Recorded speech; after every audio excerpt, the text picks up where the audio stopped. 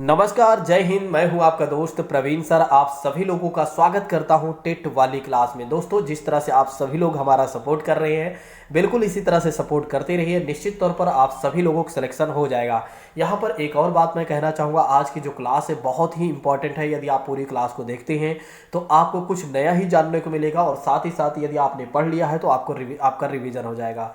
दोस्तों, आइए बात करते हैं, बिना किसी और बात की चर्चा करते हुए सीधा आते हैं आज के अपने टॉपिक पर। जैसा कि बात करते हैं रेड डेटा। देखिए, कहीं जाइएगा नहीं, पूरी क्लास को देखिएगा तभी आपको समझ में आएगा। ठीक है, ये मत सोचिए ये तो मुझे पता है। ठीक है, समझिएगा। रेड डेटा बुक के बारे में आइए हम समझते हैं। सबसे पहले देखिए, कहा जा रहा है विश्व संरक्षण संघ की बात करते हैं, वर्ल्ड कंजर्वेशन यूनियन की बात करते हैं, जिसे पूर्व में यानी कि पहले अंतरराष्ट्रीय प्राकृतिक एवं प्राकृतिक संपदा संरक्षण के नाम से जाना जाता था। तो दोस्तों, पहले इसे किसके नाम से जाना जाता था? अंतरराष्ट्रीय प्राकृतिक एवं प्राकृतिक संपदा संरक्षण के नाम से जाना जाता था, यानी कि IUCNNR के नाम से जाना जाता था। अब अगर देखा जाए तो इसे IUCN के नाम से जाना जाता है। दोस्तों, अब इसे किस नाम से जाना जाता है? यहाँ पर आप देख सकते हैं, IUCN के नाम से जाना जाता है। जैसे कि बात करते हैं, IUCN का फुल फॉर्म क्या हो जाता है? अंतरराष्ट्रीय प्रकृति संरक्षण संघ, यानी international union for conservation nature. ठीक है, इस बात को ध्यान रखिएगा, भूलिएगा नहीं। थोड़ा से दोस्तों आज हमें कोल्ड हो गया है, और जिसकी वजह से हो सकता है थोड़ा पढ़ाने में असहजता हो, या एक तरीके से आपको समझाने में मुझे थोड़ा सी असहजता हो, लेकिन मैं प्रयास करूंगा कि आपको बेहतर तरीके से सारी बातें समझा कर दूं। ठीक है, चलिए बात करते हैं IUCN के बारे में। IUCN एक सूची जारी करता है, जिसे क्या कहा जाता है? रेड डेटा बुक कहा जाता है। क्या कहा जाता है? रेड डाटा बुक या रेड डेटा बुक कहा जाता है।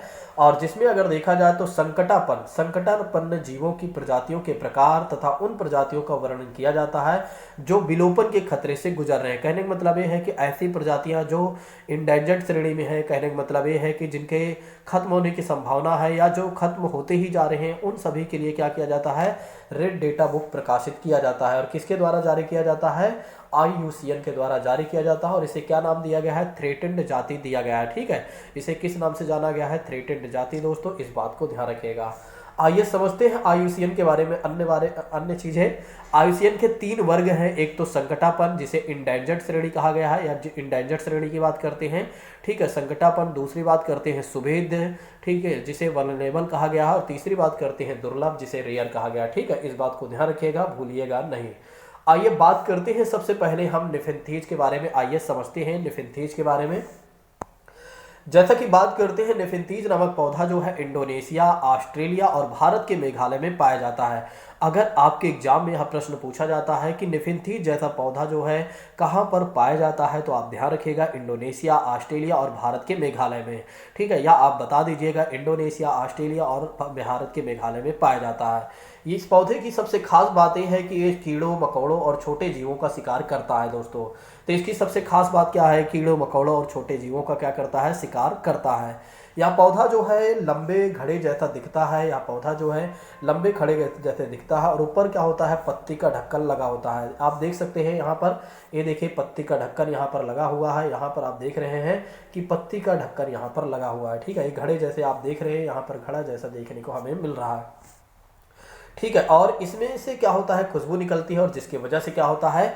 कीड़े मकोड़े इसके पास आते हैं और इसी में आकर फंस जाते हैं और अपनी जान गंवा देते हैं। कहने का मतलब ये है कि उन कीड़ों को ये खा जाता है। ठीक है, इस बात को ध्यान रखिएगा। अच्छा, ऐसा ही क्यों करता क्यों है? ऐसा इसलिए करता है, नाइट्रोजन की पूर्ति करने के लिए ऐसा करता है। दोस्तों, ठीक है, तो इसकी सबसे खास बात यह है कि ये क्या करता है? छोटे मोटे कीड़ों मकोड़ों को खा जाता है, इसलिए इसे कीड़भक्षी पौधा भी कहा जा सकता है। ठीक है, और क्यों ऐसा करता है? क्योंकि इसे नाइट्रोजन की पूर्ति नहीं हो पाती है जैसे अन्य पौधों को मिलती है, तो नाइट्रोजन की पूर्ति के लिए ऐसा करता है। निफेंथीज पौधों को एक और नाम से जाना जाता है, तो इसे घटपर्णी पौधा के नाम से भी जाना जाता है। इस बात को ध्यान रखिएगा। तो इसे किस नाम से जाना जाता है निफेंथीज पौधा का? तो घटपर्णी पौधा के नाम से जाना जाता है। इस बात को भी ध्यान रखिएगा। अन्य कीटभक्षी पौधे के बारे में बात करते हैं, जैसे ड्रोसेरा या संड्यूज की बात करते हैं, या डायोनिया की बात करते हैं, या सेरोसेनिया की बात करते हैं, यूटिकुलेरिया की बात करते हैं। ये सब क्या है? अन्य कीटभक्षी पौधे हैं। इस बात को ध्यान रखिएगा दोस्तों, भूलिएगा नहीं। आइए समझते हैं क्रोटन नामक पौधा के बारे में। तो क्रोटन नामक पौधे के बारे में जानते हैं, बहुत सारे छात्रों ने पढ़ा हुआ है, लेकिन कहीं जाइएगा नहीं, आपको बहुत कुछ अभी जानने को मिलेगा। ठीक है, क्रोटन नामक पौधे के बारे में बात करते हैं तो यह जमीन के बारे में उसकी दशा को बताता है। देखिए इसकी सबसे खास बात यह है, ये जमीन के दशा के बारे में बताता है कि जमीन को ये सिग्नल देता है कि मतलब एक तरीके से क्या है, जैसे पौधे वगैरह जो होते हैं उनको पानी कब देना है, ये उस तरह का सिग्नल ये देता है। तो यानी कि कह सकते हैं जमीन की दशा ये बताता है कि जमीन में अभी नमी है या सूखा पड़ रहा है। तो ठीक है, देखिए इसकी सबसे खास बात यह भी है दोस्तों कि क्रोटन पौधा की जो जड़ होता है जमीन में ज़्यादा गहरी नहीं पाई जाती है, मतलब ये ज़्यादा गहरी तक नहीं जाती है। और जब मिट्टी सूखने लगती है तो इस पौधों की पत्तियां सूखने लगती है। देखिए इसकी सबसे खास बात ये है कि जब क्या होता है कि मिट्टियां नीचे, मतलब पृथ्वी की जो मिट्टियां होती हैं वो सूखने लगती हैं, तो फिर क्या होता है, ये पौधा भी क्या करता है, इस पौधे की जो पत्तियां होती हैं वो भी सूखने लगती हैं। ठीक है, और इस पौधे की पत्तियां सूखने लगती हैं और झड़ने भी लगती हैं। ध्यान रखिएगा, इस पौधों की जो पत्तियां होती हैं वे झड़ने भी लगती हैं, और जिससे मिट्टी का पता चल जाता है कि मिट्टी सूख रही है, और यह एक प्रकार का सिग्नल होता है। और ये समझ में आ जाता है कि अब हमें क्या करना है, अब हमें क्या करना है दोस्तों, एक तरीके से जो पौधे हैं या जो एक तरीके से फसल है उसे पानी देना है। तो ध्यान रखिएगा, क्रोटन नामक जो पौधा होता है ये क्या करता है, एक सिग्नल का काम करता है। अगर हमें फसल को पता करना है कि कब पानी देना है तो उसके बगल आप क्रोटन नामक पौधे को लगा दीजिए, ये हमें बता दीजिएगा कि कब हमें बगल, मतलब एक तरीके से इस खेत को पानी देना, इस खेत में जो अनाज है वो यानी कि जो फसल है उसको पानी देना है। ठीक है, इस बात को ध्यान रखिएगा, भूलिएगा नहीं।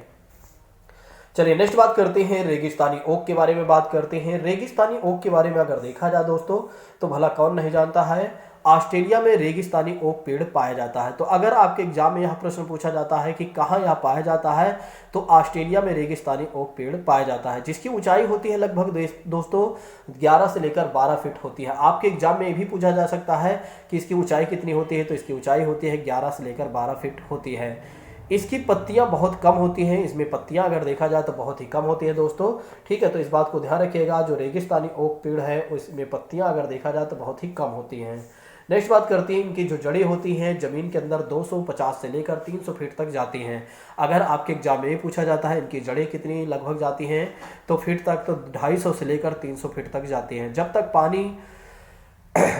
पानी तक ना पहुंच जाए तब यह पानी के पेड़ के तने में जमा रहता है दोस्तों। ठीक है, जब तक पानी तक ना पहुंच जाए, यह पानी जो होता है पेड़ के तने में जमा रहता है। ठीक है, जब तक क्या होता है पानी नीचे तक नहीं जाता तब तक क्या होता है, पेड़ के तने में क्या होता है, पानी जमा रहता है। इस बात को ध्यान रखिएगा।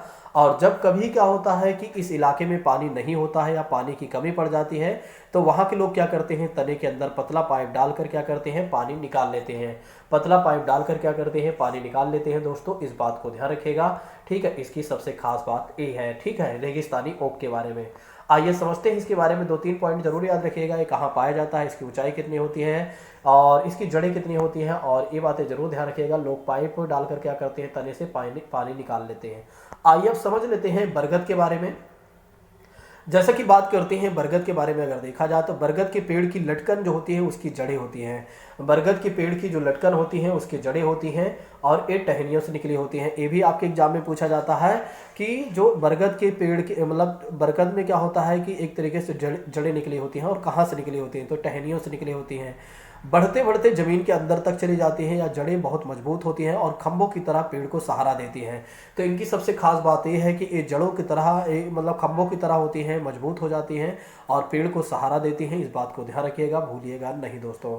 तो बरगद के बारे में हमने जानने का ये प्रयास किया कि बरगद के पेड़ की जो लटकन होती है वो उसकी जड़ें होती हैं, और ये जड़ें जो होती हैं, ये जड़ें से क्या होती हैं, सॉरी, ये जड़ें जो होती हैं टहनियों से निकली हुई होती हैं। बढ़ते बढ़ते क्या होता है, जमीन के अंदर ये जड़ें चली जाती हैं और ये जड़ें बहुत मजबूत खंभों की तरह पेड़ को सहारा भी देती हैं दोस्तों। बरगद के बारे में इतनी बातें जरूर ध्यान रखिएगा। आइए समझ लेते हैं सब्जियों के बारे में। देखिए अधिकतर सब्जियां पौधों के फूल के होती हैं। ठीक है, ज़्यादातर जो सब्जियां होती हैं पौधों के फूल की ही होती हैं, और कुछ सब्जियां जो होती हैं पौधों का फल भी होता है। तो ध्यान रखिएगा, कुछ सब्जियां जो होती हैं पौधों का फल भी होती हैं। लोहा, गुड़, आयरन, लोहा, आयरन और हरे पत्ते सब्जियों में मिलता है। ठीक है, यानी आयरन वगैरह, आंवला और कह सकते हैं हरे पत्तेदार सब्जियों में मिलता है, सब सारी चीज़ें, आयरन, गुड़ वगैरह। ठीक है, मिठास वगैरह। जैसे कि विदेश से आने वाली सब्जियों के बारे में बात करते हैं। विदेश से आने वाली सब्जियां कौन कौन सी हैं, तो हरी मिर्च, टमाटर, आलू की बात करते हैं तो साउथ अमेरिका से आई है। ठीक है। तो हरी मिर्च हमारे देश में नहीं थी दोस्तों, टमाटर भी हमारे देश में नहीं था, और आलू की बात करते हैं ये भी हमारे देश में नहीं था। ये हमें कहाँ से मिलता है? ये हमें मिला हुआ है साउथ अमेरिका से। साउथ अमेरिका वाले ने हमें दिया है हरी मिर्च, टमाटर, आलू। ठीक है। गोभी और टमाटर की बात करते हैं तो गोभी और टमाटर भी अगर देखा जाए तो हमारे देश का नहीं है, बल्कि यह यूरोप से आई है। तो यूरोप से ये सब सारी चीज़ें आई हैं। आज हमें पहली बार कुछ लोगों को पता चल रहा है। थोड़ा से क्लास लेने में असहजता हो रही है क्योंकि कोल्ड ज़्यादा हो गया और समय भी थोड़ा से ज़्यादा हो गया क्लास लेने में। ठीक है, लेकिन अब इसको ख़त्म ही कर देते हैं। कॉफ़ी बीन्स और भिंडी अफ्रीका से आई है। तो कॉफ़ी बीन्स और भिंडी की बात करते हैं तो अफ्रीका से आई हैं, और सोयाबीन की बात करते हैं तो सोयाबीन जो है चीन से आई है। ठीक है। तो सोयाबीन कहाँ से आई है दोस्तों? चीन से आई है। एक बार फिर से इस पर ध्यान आकर्षित करवाना चाहूँगा।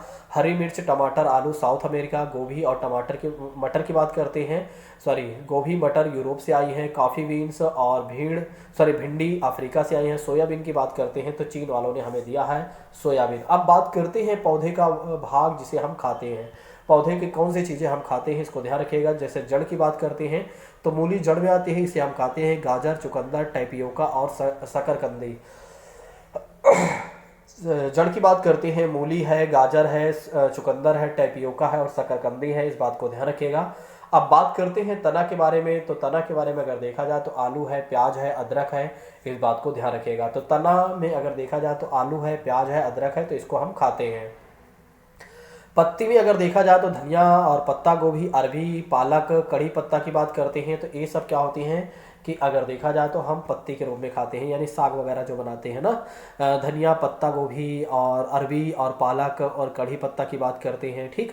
बीज की बात करते हैं तो बीज में चना आ जाता है, बाजरा आ जाता है, सरसों, गेहूँ, धान। ठीक है, इसको हम खाते हैं। नेक्स्ट बात करते हैं फूल की बात करते हैं, सहजन और केला और कचनार। इसको ध्यान रखिएगा। फूल में अगर क्या क्या चीज़ें आएंगी? सहजन आएगा, केला आएगा और एक तरीके से कचनार आएगा। फली की बात करते हैं तो मटर आएगा। इस बात को भी ध्यान रखिएगा। एक बार फिर से आपका ध्यान आकर्षित करवाना चाहूँगा क्योंकि आप लोग भूल रहे होंगे। एक बार देखिएगा ध्यान से। देखिए जड़ में कौन कौन सी चीज़ें आएंगी, थोड़ा सा इमेजिनेशन करते चलिए। मूली, गाजर, चुकंदर, टैपियोका और शकरकंदी। तना की बात करते हैं आलू, प्याज, अदरक। पत्ती की बात करते हैं धनिया, पत्ता गोभी, अरबी, पालक, कड़ी पत्ता। और बीज की बात करते हैं चना, बाजरा, सरसों, गेहूं, धान। नेक्स्ट बात करते हैं फूल की बात करते हैं सहजन, केला, कचनार। फली की बात करते हैं मटर। ठीक। ऐसे में अगर देखा जाए तो जो लोग नए हैं वे क्या करें, तब तक चैनल को सब्सक्राइब कर लें। हम आगे बढ़ते हैं। आइए समझ लेते हैं पौधा के बारे, सॉरी घास के बारे में। घास का पौधा जितना ज़मीन के ऊपर होता है उससे कहीं ज़्यादा अगर देखा जाए तो ज़मीन के अंदर भी फैला हुआ होता है। तो सबसे खास बात यह है घास का जो पौधा होता है जितना ज़मीन के ऊपर होता है, जितना आप ज़मीन के ऊपर इसे देखते हैं उतना ही अगर देखा जाए तो उससे कहीं ज़्यादा क्या होता है, ज़मीन के अंदर भी फैला हुआ होता है। घास की जड़ें बहुत मजबूत होती हैं और इन्हें खुरपी से खोद कर निकाला जाता है। ठीक है। तो इसकी सबसे खास बात यह है कि एक खुरपी से इन्हें खोद कर निकाला जाता है दोस्तों, भूलिएगा नहीं। आइए समझ लेते हैं जल्दी खराब होने वाले और कुछ दिनों तक रखे जाने वाले फल और सब्जियों के बारे में। सबसे पहले आइए देख लेते हैं कि कौन कौन सी चीज़ें हैं जो जल्दी खराब हो जाती हैं। जैसे पालक की बात करते हैं, केला की बात करते हैं, फूल गोभी, टमाटर, खीरा और अंगूर की बात करते हैं, बैगन की बात करते हैं। तो ये सब सारी चीज़ें जो हैं एक तरीके से बहुत जल्दी खराब हो जाती हैं। अब इन सब चीज़ों को एक बार ये पढ़ लीजिए कि वैसे पढ़ना क्या है, सब तो आप जानते हैं कि कैसे इन्हें संभाल कर रखना होता है। ठीक है। पालक, केला, फूल गोभी, टमाटर, खीरा और दूसरी बात करते हैं यहाँ अंगूर है, फिर बैगन है। ये सब जल्दी खराब होने वाले हैं। नेक्स्ट बात करते हैं कुछ दिनों तक रखे जाने वाले की बात करते हैं। जैसे लौकी की बात करते हैं, आलू की बात करते हैं, प्याज की बात करते हैं, नाशपाती, चीकू और अगर देखा जाए दोस्तों तो अदरक और अनानास। ठीक है। तो कुछ दिनों तक रखे जा सकने वाले में अगर देखा जाए तो एक तो लौकी है, दूसरा आलू है, फिर प्याज है, फिर नाशपाती है, फिर चीकू है, फिर अदरक है, फिर अनानास है। ये सारी चीज़ें जो हैं कुछ दिनों तक रखे जाने वाले हैं, इनको आप लंबे समय तक संभाल कर रख सकते हैं। आइए समझ लेते हैं पौधों में